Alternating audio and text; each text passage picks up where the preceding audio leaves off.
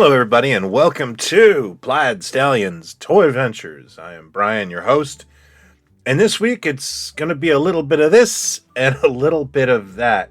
Let me recap what brought this episode on. I posted about this last week. I had fully intended to make a video about this Microman rescue base that I picked up at Canadian Toy Con a couple of months back. What gave me pause is when I really opened it and inspected it, I realized that it was not only mint and complete, it was all sealed. Every accessory was in the little plastic baggies, the sticker sheet was untouched, and all of a sudden I had this sort of dilemma, and I put it out to you guys, and I got a lot of really interesting responses. But I think the best one I got was just basically like, if it doesn't feel right, don't do it. And that's where I was with the whole thing. To give a bit of a, context to this, I sometimes buy stuff just for the channel. Just because I want to look at it, play with it, do a video. I guess catalog it would be the right word. And oftentimes I end up parting with them after. And, sometimes I make $10 and sometimes I lose $10, but it's all just part of the journey. I just view it as like a rental fee. And I don't know if I'm a Microman collector or not. I collect Micronauts, and there's a lot of characters I'm missing and I would like. So this is not going to be its forever home. And I want to just talk about a moment in time. I think it was 1987. I was 16 years old. And I had bought a mint sealed boxed Space 1999 Eagle by Mattel, dream toy for me. And I remember coming home, I remember laying out a sheet on the floor so that, I could find all the pieces, and then putting that thing together, applying the stickers. It was just transcendent. I really enjoyed that experience.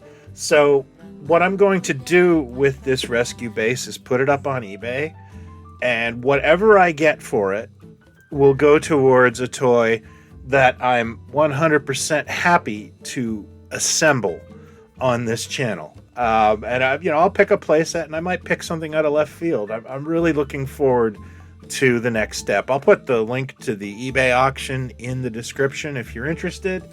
But yeah, I just didn't feel right about doing this rescue base episode. Hopefully I run into another one of these, because I would absolutely love to play with it on the channel. So for the rest of this episode, I thought I would just show you some of the odd things that have come into my collection that I probably couldn't do a whole episode about any of this stuff, but putting them all together makes for an interesting episode. So let me show you what I've been tinkling my money away on.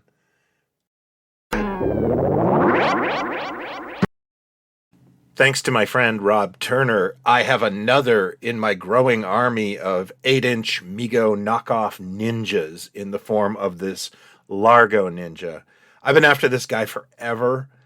These are really amazing. These are actually using the Mego body. After Mego went belly up, there was a few uses of the body, most famously with the multiple toys Menudo figures. This guy pops up a lot loose, and usually people go, who is this guy? He has a famously small head. And the other nice thing is that it shows me all the other characters. So there's some American karate figures, 4 different versions by the looks of things. And of course, there's a black ninja to go with this white ninja, and I must have them. I've mentioned before that I really like ninja movies and ninja culture in general. The thing I believe I find most endearing about it is that it's a 70s tooling to do an 80s trend. The 8-inch figures were not coming out in the mid-1980s anymore, but here we are, just so we can get some ninjas out there.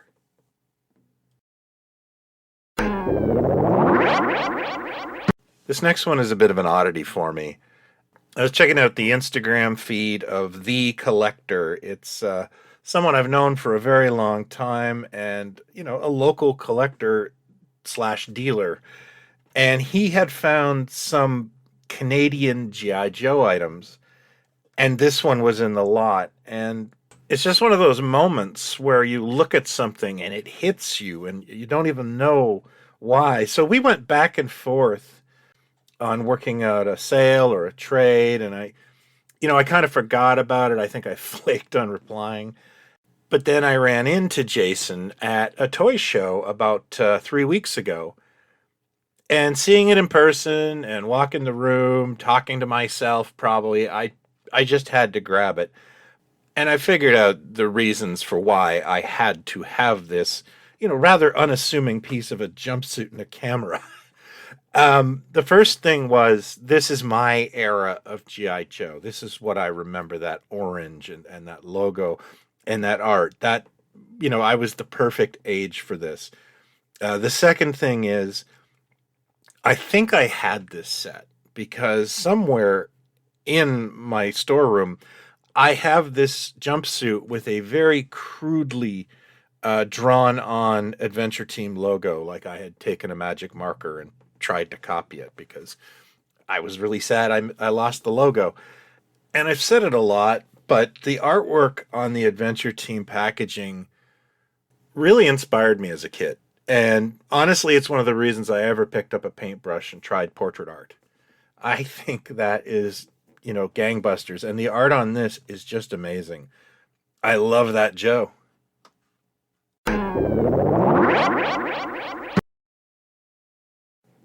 So I also got a few knockoffs from the UK, and I'll go through them right now. The first one we're looking at is called Super Humano, and it is probably one of the wilder ones I've ever gotten. It is basically a copy of the Fighting Yank by Mego. He does not look good. He feels really heavy. And then he has a factory sewn outfit that is basically like all soft goods. So who knows where this was made, but he basically, his boots are fabric, his cape, of course, his belt, everything is made of fabric, and it's so funky and like folk arty looking that I'm kind of like, I think he's just fantastic. I would love to know where that artwork's from, although that could just be someone's hand drawing of it. It's a little off model for Superman. But yeah, all in all, this is a really strange superhero, but not the strangest superhero I received in this package, because hold my beer, I also got, I don't even know what this says. It is Italian. And I am not going to mangle it, but essentially, yeah, it's an Italian Batman knockoff, and I have been told that Batman was colored red in the comics in Italy, and you can even see evidence of that in the 1966 Batman movie poster. They color Adam West red in the poster, so I guess people realized it was the same character they had been reading in the comics. This is not the first bootleg red Batman I've received. This is a really odd one, though. It's on some sort of, I'd say, like knockoff Ken body. It feels kind of hollow. And then, of course, he's got gloves on and boots, but the boots are not for a 12-inch figure. I don't know how the boots are in there, and he can barely stand. The other thing that's noticeable is it looks like it's a copy of a Mego 12-inch Batman head, but it's been very garishly painted. The red sash is an awesome addition and really adds to this. It's very festive. It is a very festive Batman. The last piece I got in this was just another one of those Palitoy, I guess, dead-end merchandise shuffles, and this one's pretty weird. It's a Robin on a Star Trek body, which, stuff happens. And then they've got the tunic and nothing else. So this is pretty bare bones stuff. This is probably stuff that was going to the dump and put together very hastily for sale. And yeah, as wonky as this is, I love it. I will not be parting with this guy.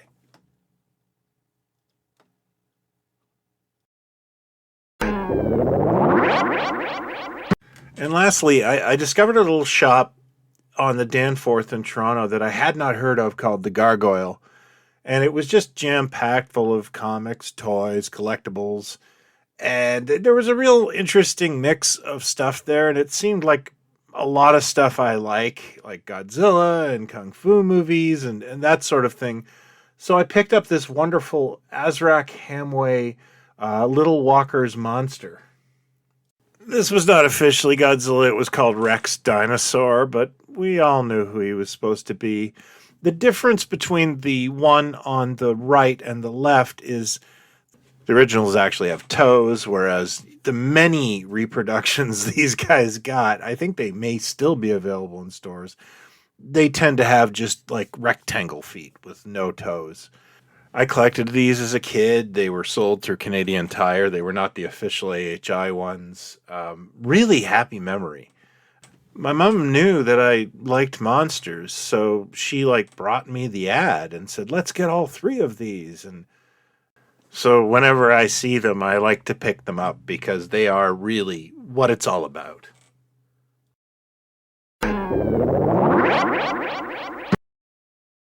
So now it is contest time. I realized that last week it is the 17th birthday of the site, PlaidStallions, that inspired this channel, inspired the magazine, inspired some books. It's been a wonderful journey, and I always like to give back on this anniversary because I wouldn't have done this if it weren't for all the positive voices telling me to keep going. And I truly appreciate that. So I want to give back. And the contest is quite simple. All you have to do is answer a question I will ask at the end of the show in the comments below. Please like the video. That would be great. I can't check if you do that or not. And yeah, you'll be entered. And then at the end of next week, so next Friday, I will announce the winners. So the grand prize will be an everything I make situation, meaning every issue of Toy Ventures, including the upcoming issue 10, copy of Knock Offs, the Polyester Pals figures, and a whole bunch of weird hidden surprises that's just stuff floating around here. 2 runners-up will be chosen. They can each pick 2 acrylic pins of their choice from my shop, which is the PlaidStallions store. So in order to enter the contest, all you have to do is answer this question.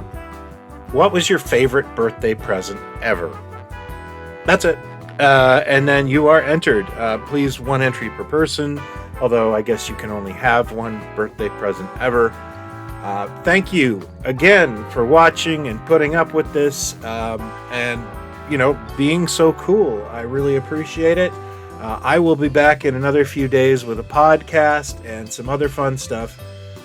Thanks, everybody, for being so damn cool. As I've always said, it's better to talk toys than to crap on other people, and you guys are all just showing me that's true. Cheers.